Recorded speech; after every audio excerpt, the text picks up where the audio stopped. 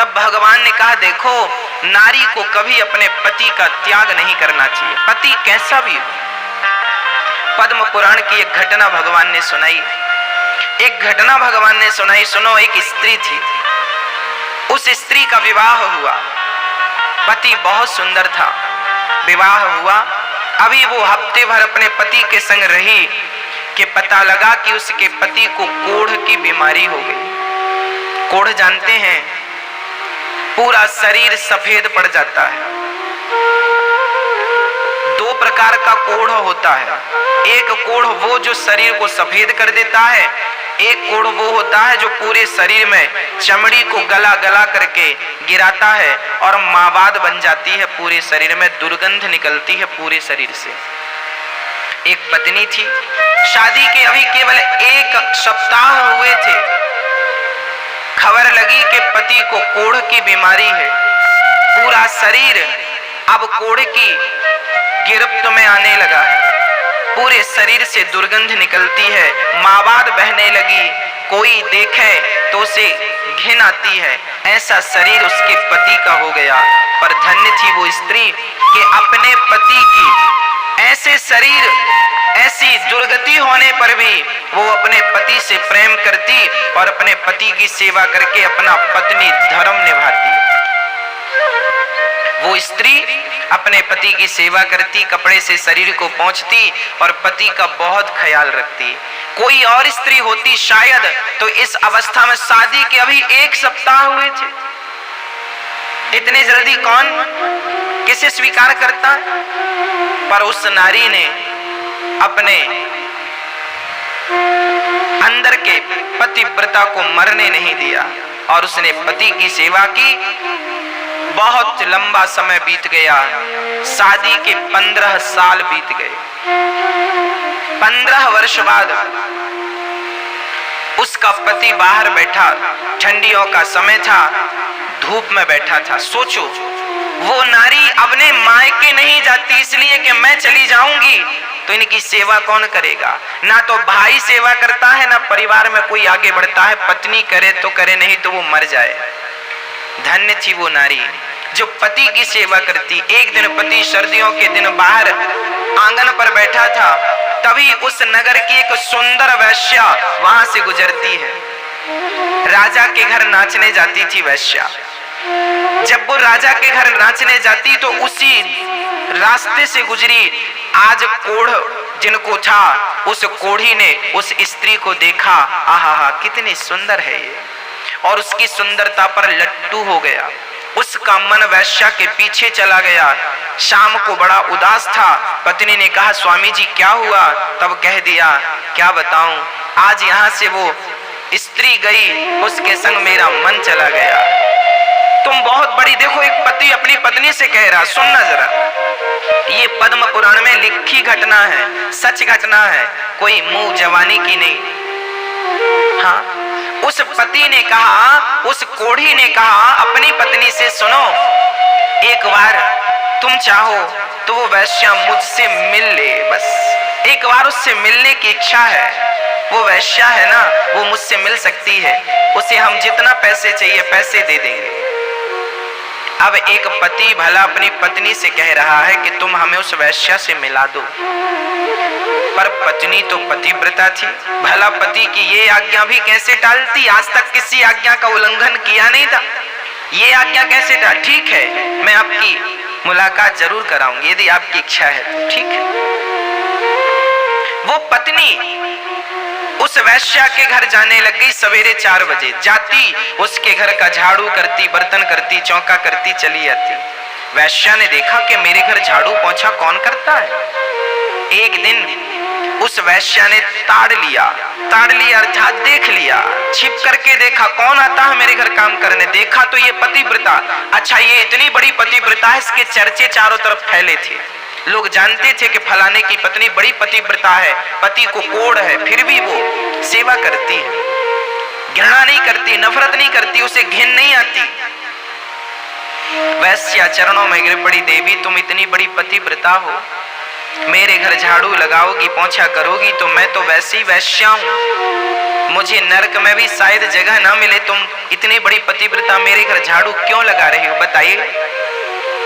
तब वैश्या से कहा पतिव्रता स्त्री ने, देखो देवी, मेरे पति का मन तुम पे आ गया है, तुम मेरे पति को एक बार मिल लो और उनकी इच्छाओं को पूरा कर दो। जब इस प्रकार का निवेदन एक पतिव्रता नारी ने उस वैश्या से किया, वैश्या को पता था कि इसके पति को कोढ़ का रोग है, शरीर से दुर्गंध निकलती है, परंतु आप कह रही हो तो ठीक है, कल शाम के समय, कल रात्रि के समय आप अपने पति को मेरे घर ले आना, मैं उनसे जरूर मिलूंगी, भेंट करूंगी, ठीक है। अब ये पतिव्रता नारी अपने पति को ये समाचार सुनाती है कि वो आपको कल मिलेंगे। अब तो ये पति बड़ा प्रसन्न हो गया। दूसरा दिन हुआ, शाम हुई, चलने का इंतजार। अच्छा, ये कोढ़ी था, ज्यादा दूर चल नहीं सकता था, शरीर जर्जर था। हाँ, शरीर बीमार था ना, शरीर जर्जर था, शरीर तो जर्जर था पर मन चंगा था। कुछ दूर चला, पत्नी ने हाथ पकड़ करके अपने पति को चलाया, इसके बाद थक गया, कहने लगा मैं चल नहीं सकता पर मेरी इच्छा है उससे मिलने की। बैठ गया, रोने लगा। पत्नी ने कहा स्वामी जी रोइए मत, आप मेरे कंधे पर बैठकर चलिए। तब पत्नी ने अपने पति को अपने कंधे पर बिठाया। जरा दृश्य देखिएगा,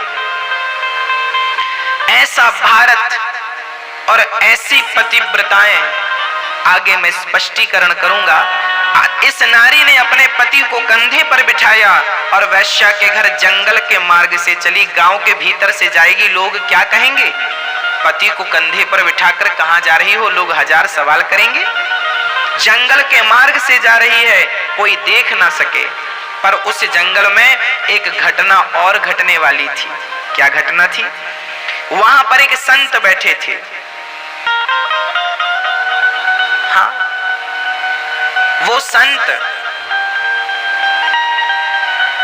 एक वहां का जो राजा था, उस राजा के घर में कुछ चोरों ने चोरी करी। चोरी करके धन संत की कुटिया पे छिपा दिया। राजा के सिपाहियों ने संत की कुटिया से धन को बरामद किया तो उन्हें लगा चोर ये बाबा ही है। तो उस संत को चोर समझकर राजा के सिपाहियों ने उसे सूल पर टांग दिया। सूल पहना सा, सूली अलग है, सूली मतलब फांसी, सूली अलग होती है, सूल अलग होता है। सूली, सूल पर एक पैना सा सूल कांटे की तरह जमीन पर गाड़ा और उसे उस सूल पर बिठा दिया। वो बाबा जी के शरीर में सूल चुभता हुआ नीचे से लेकर ऊपर सिर पे निकल गया। पर संत असली थे, समाधि असली थी, सूल उनका कुछ बिगाड़ ना सका। सिपाही राजा के वहां से भागे। बाबा जी रात्रि हो गई, सूल पर लटके रहे। अब ये पतिव्रता नारी अपने पति को कंधे पर बिठाकर जब ले गई तो इसे रास्ते में दिखाई ना पड़ा, अंधेरी रात थी। तो इस नारी के कंधे पर जो पति बैठे थे, पति का सिर बाबा जी के पांव से टकरा गया, क्योंकि बाबा जी सूल पर लटके थे, ऊपर थे, और इसका पति भी कंधे पर था। तो इनका सिर बाबा का पांव यूं टकरा गया, और जैसे ही टकराया बाबा की समाधि खुल गई। बाबा ने श्राप दे दिया, जिसने मेरी समाधि भंग की वो सूर्य उदय होते ही मर जाएगा। अब जैसे ये श्राप लगा तो कोढ़ी राम तो लगे रोने, मैं तो गया काम से। वो तो लगा रोने, वैश्या को भूला, सब कुछ भूला, लगा रोने, मैं तो गया काम से, मैं तो मर गया। पर वो पतिव्रता नारी, उसने कहा हे सूर्य भगवान, यदि मैं सच्ची पतिव्रता हूं और अपने पति के अतिरिक्त मैंने कभी किसी पराये पुरुष का स्वप्न में भी चिंतन ना किया हो, तो सूर्य भगवान जब तक मैं ना कहूं आप प्रकट ना होना, क्योंकि आप प्रकट होंगे तो मेरे पति मर जाएंगे। ये संत का श्राप है, तो सूर्य उदय ही नहीं होगा, कहानी खत्म। भक्तों 24 घंटे बीत गए, 48 घंटे बीत गए, हाहाकार मच गया, सूर्य का आता पता नहीं। हाहाकार ब्रह्मलोक में मच गया, सूर्य क्यों नहीं निकल रहे हैं? सूर्य बोले मैं नहीं जाऊंगा, नहीं भस्म हो जाऊंगा उस नारी के कारण। वो इतनी बड़ी पतिव्रता है कि सूर्य की गति को रोक दिया उन्होंने, रुक गए सूर्य भगवान, स्थित हो गए, स्थिर हो गए। ब्रह्मा विष्णु महेश दौड़े दौड़े आए, देवी क्या कर रही हो, प्रकट होने दो ना, मेरे पति मर जाएंगे। तब अनसुईया माता को पता लगा, वो आई और अनसुईया माता ने कहा, देवी तेरे पति को मैं जीवित करूंगी, तू आने दे। सूर्य भगवान को जब आने दिया, सूर्य उदय हुआ, श्राप के कारण पहली किरण पड़ते ही उसके पति मर गए। तब अनसुईया ने कहा कि हे प्रभु, यदि मैं अनसुईया सच्ची पतिव्रता हूं तो इसका मरा हुआ पति जीवित हो जाए। कहकर जल छोड़ा, परिणाम क्या हुआ, मरा हुआ पति जीवित हो गया, कोढ़ का रोग था वो समाप्त हो गया और सुंदर सा पुरुष खड़ा हो गया।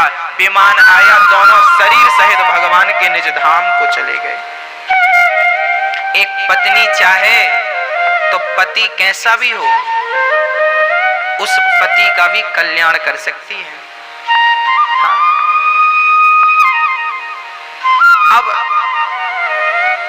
यहां कई बार ये प्रश्न लोग करते हैं कि गुरुजी, खासकर हमारी माताएं ये प्रश्न करती हैं कि गुरुजी हम तो बहुत अच्छी हैं, हम तो पति को भगवान मानती भी हैं और वास्तविक में स्त्रियां मानती भी हैं बहुत सारी, पर हमारा पति ही अच्छा नहीं है तो क्या करें।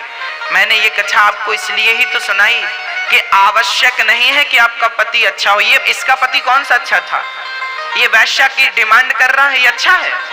आपका तो शायद इतना गंदा भी नहीं होगा कि आप इससे कहे कि मुझे वैश्या के घर छोड़ दो।